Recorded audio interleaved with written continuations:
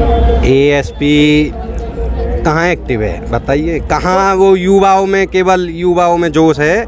अगर वोट के आधार पे देखें तो बहुजन समाज पार्टी के साथ में वोट ऐसा तो नहीं कि वहाँ पर ये बीएसपी की वोट में सेंध तो ना लगा देगी एएसपी, क्योंकि वो भी इतना उनका कार्यक्रम का एक मैंने शेड्यूल देखा था, संविधान बचाओ यात्रा भी वो निकाल रहे हैं, लोगों से इंटरेक्शन कर रहे हैं, रैलियाँ कर रहे हैं राजस्थान में, एमपी में बहुत ज़्यादा। तो कार्यकर्ता आ रहे हैं, बहुजन समाज के लोग भी आ रहे हैं, उनका मन बदले।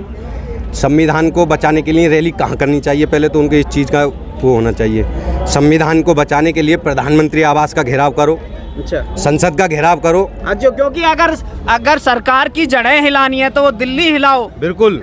मगर जो ये फिलहाल रैलियां चल रही हैं, जहां चुनाव हैं वहां पर रैलियां चल रही हैं, चाहे वो एमपी में हो, चाहे राजस्थान में हो, चाहे अदर में कहीं पर हो, ये केवल बहुजन समाज पार्टी को नुकसान पहुंचाने के लिए इनको आगे लाया गया है। अब देखिए, अभी मैं बातचीत कर रहा था कि एक भाई से वो बातचीत कर रहा था, वो कह रहे थे कि ये बहुजन समाज को नुकसान पहुंचाने के लिए एक तरफ तो बहन जी बीएसपी पे बीजेपी की बी टीम बता दी जाती है, दूसरी तरफ वो कह रहे हैं कि वो भी उन्हीं की बी टीम है।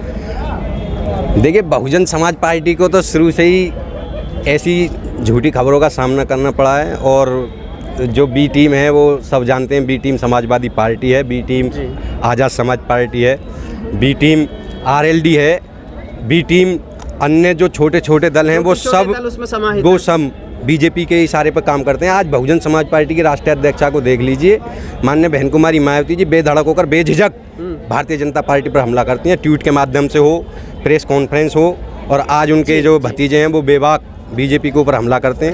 अभी क्या आता है कि इसी उत्तर प्रदेश को 4 बार नेतृत्व करने के साथ साथ आज ऐसा क्यों है कि उनको मौका नहीं मिल पा रहा? इसमें हमारे कुछ कहाँ खामियां हैं? खामियां हम ही लोगों में हैं। हम क्यों अपने नेतृत्व को दोष दें, क्योंकि हम लोग वहाँ तक नहीं पहुँच पा रहे जहाँ तक हमको पहुँचना चाहिए था। ये तो नहीं है कहीं पर समाज विभाजित तो नहीं है?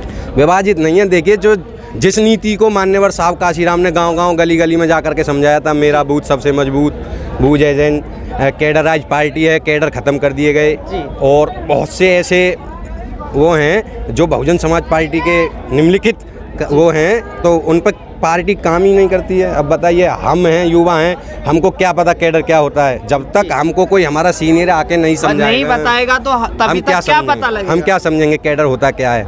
हम गए गांव में, हमसे किसी ने पूछ लिया कहाँ से आए हो, बीएसपी का उद्देश्य ही क्या है यही नहीं पता होगा। आधे 50% युवाओं को इस बात की मालूम नहीं है कि बीएसपी का जो गठन हुआ किस उद्देश्य था, इसका क्या उद्देश्य है। अच्छा, तो पार्टी का प्रचार प्रसार रुक गया है? बिल्कुल, पार्टी का कोई ऐसा प्रचार करने के लिए खास वो नहीं है, क्योंकि आजकल क्या है कि मीडिया पे जिसकी कवरेज है वही शासन में आ रहा है। बिल्कुल बिल्कुल। देखिए, आज का ज़माना जो है सोशल मीडिया का है। सबसे पहले तो हमें एक आईटी सेल खड़ी करनी होगी। आज जो हम आज़ाद समाज पार्टी की बात करते हैं, अगर वो हम पे आरोप लगाए ना तो उसका आरोप झूठा नहीं जाएगा, क्योंकि उसकी आईटी सेल उन्होंने अपनी आईटी सेल मजबूत कर रखी है। इस चीज़ में कोई दौराय नहीं है।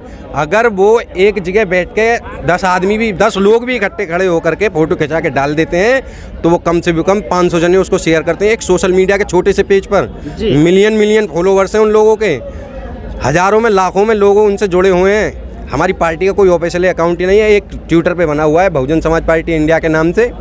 तो उसको कहीं ना कहीं फिर जमीनी स्तर पर बीएसपी जुड़ नहीं पा रही अपने कार्यकर्ता, अपने समर्थक अपने। जी बिल्कुल बिल्कुल, इसमें कोई दो राय नहीं है। क्योंकि माननीय बहन जी जब लखनऊ में मीटिंग करती हैं तो माननीय बहन जी छोटे स्तर के कार्यकर्ताओं को नहीं पूछते हैं। माननीय बहन जी क्या, ये जो जिला अध्यक्ष हैं ये सब यही नहीं पूछते हैं। वही तो यही जो कार्यकर्ता करता है वो लगाता है कि बहन जी जो जमीनी स्तर पर कार्यकर्ताओं से मुलाकात नहीं करती, उनसे मिलती नहीं, उनकी समस्याएं, उनको मार्गदर्शन नहीं करती, तो उससे पार्टी को नुकसान हो रहा है।